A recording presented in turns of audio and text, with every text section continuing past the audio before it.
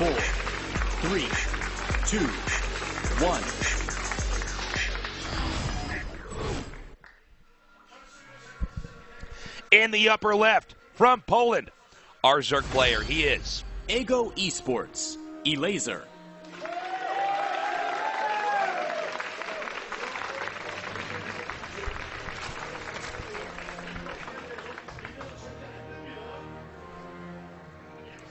And in the bottom right, in the red, the defending champion from Finland, he is ENCE Esports, Serral.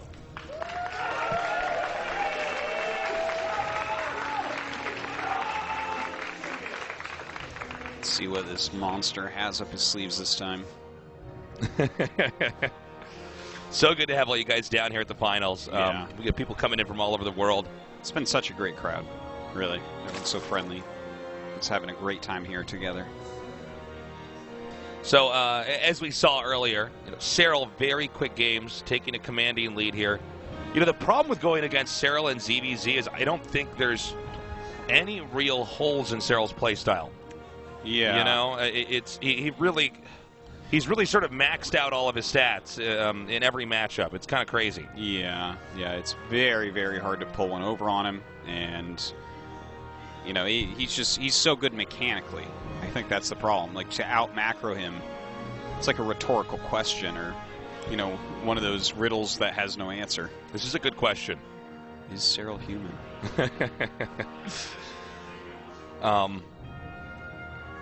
By the way, Gary's in the audience. Of course, GSL support finals. I got to say, this is just it's so tough here for Elazer to come back and stabilize. In a situation like this, it was so unexpected that he got this far. I wonder what's going on in his head right now. Well, I think he's probably calm still. Yeah, you're down 2-0, but this is a best of 7. You still have shots, even though everyone is kind of looking at this and saying, well, this is going to be one-sided. Serral, he's unbeatable. Elazer is good enough that he can force something out of this, I think. Here comes Elazer now, taking his third base. It's going to be mirrored on the other side of the map here with Serral as well. Yeah, very mirrored builds right now.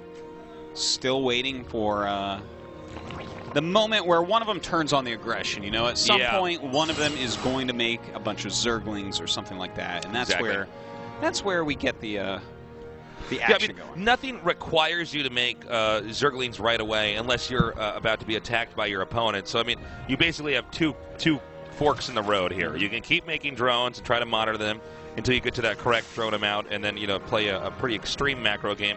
Or you can halt making drones and then go lings, and that's exactly what we're seeing here now with Serral. Serral has stopped that. He's getting 16 lings, getting ling speed, and he is about to barrel towards Elazer. Now, Elazer needs to have the right amount of defense. His Baneling's Nest is going to finish. That is a defensive Baneling's Nest. Let's see if he can hold on. Yeah, he's starting to make some of his own lings and Banes right now. Serral is going across the map, and Overlord sees these lings incoming, though. And Elazer even sneaks in one of his own lings to kind of check out what's going on. This just confirms what he already knows.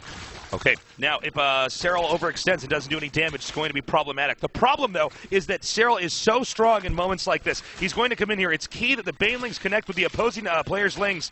There's also the option to have 2 Banelings connect on top of a lot of their Banelings to take them out and make them inefficient. And so we see the back and forth, the ebb and the flow. Serral beginning to come in here as the Banelings are zoning back Elazer's defensive links. Really good micro so far by Elazer, I have to say. He's doing a great job. And it looks like, okay, all the Banelings are gone right now for Serral, so Elazer holds on nicely. Yeah, and this is exactly what we needed to see here from Elazer. Just watching the production tab, we see both players are going back to droning up, but right now, Elazer, I don't know how this happened, but Elazer actually a little bit behind the drones here. This is my only net attack off. I was halfway through the sense, and I looked down and went, oh, okay. That's a bit weird. Peculiar, isn't it? But yeah, generally, in theory, the guy that does the aggression, if he gets no kills on workers or doesn't kill a hatchery, then the defender usually has the advantage. So now Elazer is now going to throw down his Roach Warren and continue to tech up over on Serral's side of the map, getting him +1 missile attacks. Yeah, definitely getting ready for that next stage here as far as tech goes. You know, the Ling Bane battles, you might see little pokes like that, but it's not likely to see much more on King's Cove after that initial wave. And so this map tends to incentivize players to macro up. Actually, does that? Okay, that's actually a really good scout. Yeah. Sees the layer, just finishes. He actually did not see it finish. Oh, I'm sorry. Saw it morphing. Okay. So, yeah, he's not entirely sure. It could be lined up with his, but instead it finished just a second after. So that's actually probably best case scenario for Elazer, considering that it did get scouted, I guess. Now, we have the missile upgrades coming here from Elazer, but it's going to be later than Serral. So there's going to be a small window of time where if it becomes Roach versus Roach, Serral will have an advantage. Well, right now he's getting his lair and Roach Horn. He's actually getting Overlord speed, so that's going to help him to scout quite a bit coming up. It's going to be hard for Elazer to pull the wool over his eyes, but I don't feel like he's trying to. You know, he's just making roaches right now, and we're going to see him move out and try to hit an attack when he hits the amount he wants. Yeah. We also have, with the fourth base being taken here, this may tempt Elazer into some real aggression. Right now there's a little bit of back and forth, a little bit of map control here. But we see eight roaches being made, and a Nidus network starts. Yeah, Elazer is the one that's going to be aggressive in this game. Aspire going up for Serral, but that is not something that we're likely to see used this game. All right, let's see. He's poking a little bit with the Lings. He sees some roaches moving out as well. Now look at this. Elazer is trying to demonstrate that he might push out into the front. We don't know where this Nidus is going to be. Let's see if we can actually get a read on this. It's actually going to be a reinforcing Nidus. I thought it was actually going to be hidden somewhere to pop out in the main.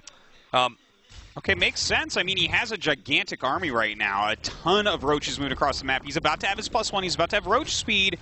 That's more than we can say for Serral. Okay, and the Nidus network starts right underneath that Overlord of Serral as he's going to try to push in here now. The Lings need to avoid getting into contact with those Banelings. Good targeting there with the Elazer's roaches. Yeah, very good attack board. Some Banelings moving up. They're going to connect the roaches as best they can. Not the most efficient move, but they do hit. Now, Elazer has that Nidus going up.